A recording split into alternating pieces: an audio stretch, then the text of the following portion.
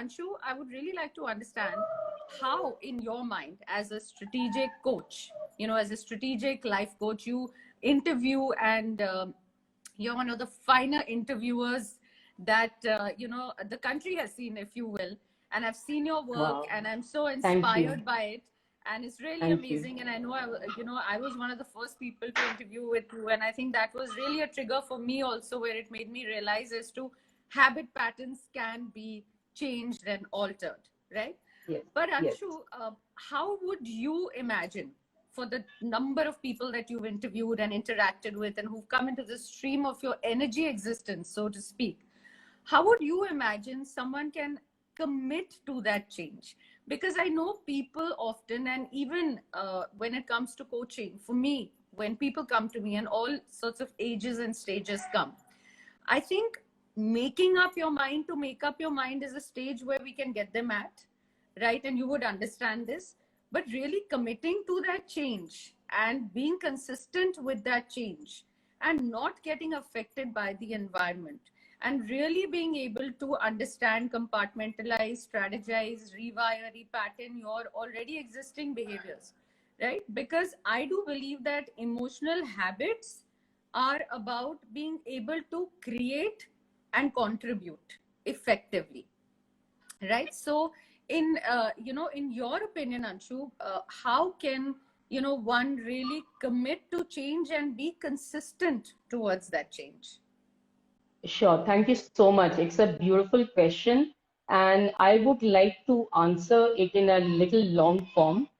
So, first of all, I want to tell the audience that if I told you that you change your habits 1% each day, we are not expecting you to do too much.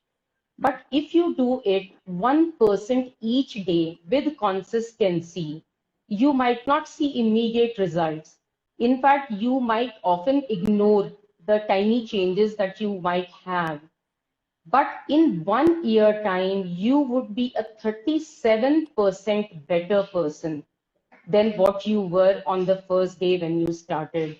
If at the same time we pick up a bad habit, for example, I start eating junk food, I stop exercising, and again, it's such a tiny thing, the change, immediate effect, the bad effect will not be seen.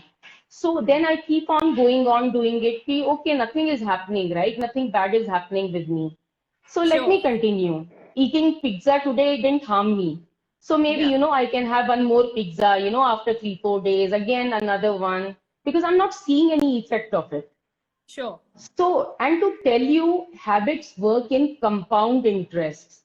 Right. So, 1 year down the line, even before you realize the result, you will see it, you will either be at a positive 37% better personality or at a 0% to from wherever you were. That is one thing. Right. Second is, yes, the second thing about it is habits also have the capacity of, increasing or decreasing the margins between success and failure. Failure. So, Correct. what I want to say here is that if you begin with good habits, time can become your ally. If you continue with negative habits, time can become your enemy. And when you talk about habits, the biggest thing that will help you be consistent is not the outcome. If you keep an outcome that you want to earn, say like 5 lakh, in 6 months' time, and you are just True. working for that, you are not going to be consistent. Your habit you need to form around your identity. Who do you want to become? It's not about that 5 lakh which you want to earn for yourself, but in the process of earning that 5 lakh rupee, what are the changes your personality will need to undergo? What behaviors need to change? What habits need to change?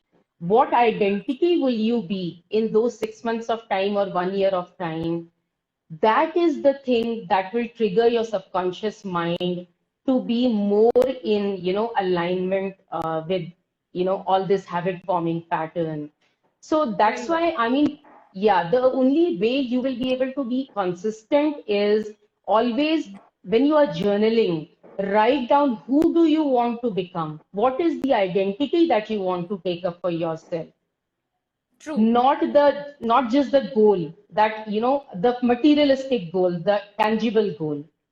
True. It's always about your personality, and that would help you. Your subconscious will be actually become a support system with all your visualizations and everything. It will become a support system, and it will trigger you every time that, no, Anshu, no, Radhika, you need to do this because this is who you want to become. There's a very beautiful quote by James Clear from Atomic Habits, and I True. actually have it on my board over here. In fact, it's beautiful that we are doing this session today because just a couple of days back, I had, put out a post about Right. habits and the same part, So James Clear says that, say, suppose you want to lose 5 kgs and Right. you go ahead and you start working out in the gym.